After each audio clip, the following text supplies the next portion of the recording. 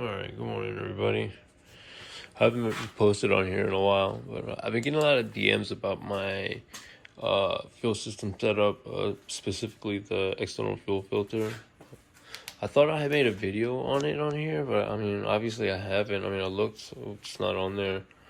I did post it on my Instagram, but yeah, we're making this video now. So I get a lot of questions on this and how it's plumbed up and everything. It's been a while, but what's it called? I had my tuner just plumb it all up. This is the ID750. This is well, let's see the whole fuel system. I have the XDI high pressure fuel pump with the XDI 1400cc injectors. That's a version, I think it's a version 1 or version 2 PRL flex fuel sensor. We are running the ID750, that's the external fuel filter, and a DW300 out back. I do have like the ptfe lines for the flex fuel sensor and everything. I do have a modded high pressure fuel line as well. But as far as this car goes, that's a pretty basic fuel system setup. I feel like a lot of people are running. Let me see, what's it called? Yeah, but I do get questions about this mainly a lot. It's the ID750 external fuel filter. For a little bit, XDI was, I think it was on their website actually, now that I think about it, but they did recommend running this whenever running the XDI high pressure fuel pump, because the pump itself, internally, it doesn't have a screen or a filter or anything to filter any kind of debris from getting to it from like the tank or anywhere, right, basically. So it can contaminate the high pressure fuel pump itself, or it can make it to the injectors and you can lose an injector. So the ID750 was actually recommended to run with this by XDI. Internally, it has a 10 micron serviceable filter. So you basically just take the filter out and clean it and put it back in.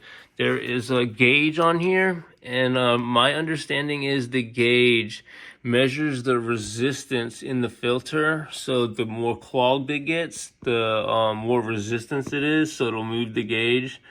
So it's like a little spring. I know you can't really get a good angle with this shit. Let me see. There you go. See, there's a little spring in there. So the more resistance the filter sees, it'll move it over to the, clogged side, and then you just open it up. There's a little pressure valve right there. It'll relieve the pressure because it's the high pressure side. And then you just unscrew it from the bottom, and then there's a 10 micron filter in there. You clean it out and put it back in, and then that's it. Yeah. So you service it I forget what the intervals are, but I'm just going to change it like 6 months. I'm just going to watch the gauge, man. Probably change it every 6 months. I haven't even had it on there for 6 months, so we'll see.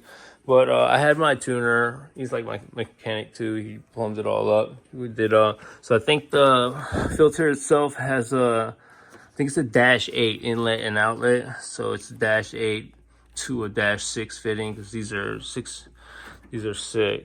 So it mounts like, all right, so it mounts in between the high pressure fuel pump and the flex fuel sensor.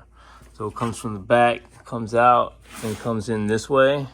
It's even labeled airflow. So it comes in this way to the filter, comes back out and goes to the high pressure fuel pump.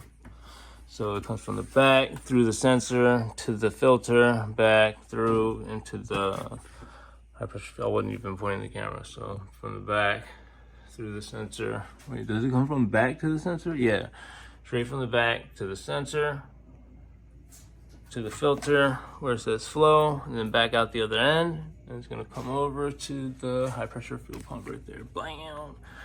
And then from there it'll go to the injectors, or go to the rail where the injectors are right there.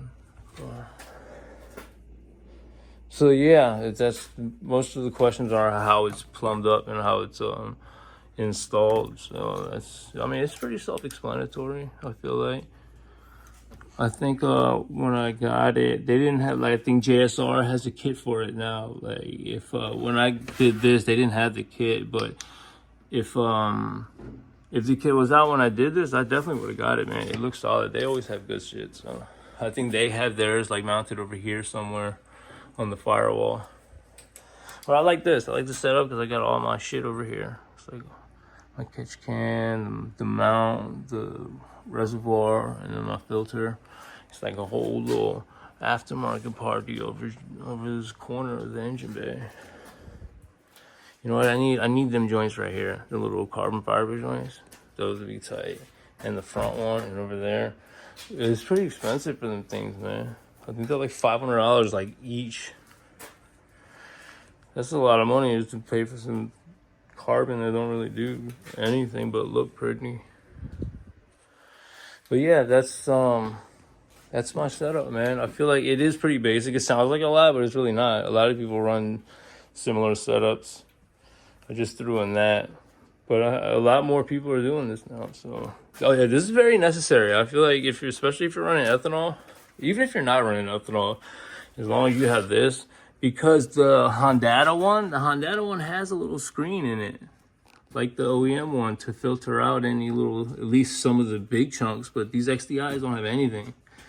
So I had an XDI did get clogged when it was the whole PRL flex fuel line fiasco, because I was running the rubber lines and they deteriorated and they clogged my high pressure fuel pump. Like as soon as I put it in, it clogged it up, man. It was just dropping pressure. It was a big freaking nightmare. So I thought I'd have to pay for a whole new one, but I sent it in and serviced it and they fixed it for me. So I think it cost like $300 to fix it, but I mean, that's better than paying $1,600 for a brand new one. So I sent it in, they sent it back. That was a nightmare too, because it was right in the middle of their move. So it took forever. So, I mean, I feel like my experience is a little unfair, but it did take forever. But they say usually the turnaround time is like a week or two. But I think I was without it for over a month. But I mean, they were cool about it, I guess. But yeah, I got it back, fixed it, or it's supposed to be fixed, but I was recently having some fuel pressure drop issues. I still am on the big end when I'm running ethanol, but on pump gas she's fine. So, but she is burning up the bearings because there's a lot of metal in my oil when I do the oil change. So we're building the motor and we're gonna tear it apart and investigate, see what's going on, man. So we paused the tune because she runs fine on pump gas. She rips on pump gas. So, and I can even put a little bit of ethanol in it and it'll be fine. But once I start getting towards the limit, it starts breaking up top. I haven't looked at a log or anything just because it's burning up bearings. So I just stopped really ripping on her because I'm not trying to blow her up if I don't have to right now. You know what I mean? I want to build a motor and just throw it in when, like, at my convenience. I don't want to have to rush to do it because I blew this bitch up. You feel me? So, but yeah, I'm kind of getting off course. That's the fuel system setup. If you got any questions, you can leave it down bottom. Let me see. I think that's it, man. So yeah, let me know if you got any questions, guys. And subscribe to my joint, man. Because I'm trying to get monetized on this, man. It's like the whole point. So just subscribe, and then you can like some of the videos, or like them all, man. Just like them all. Leave comments on all of them, man. Help your boy out.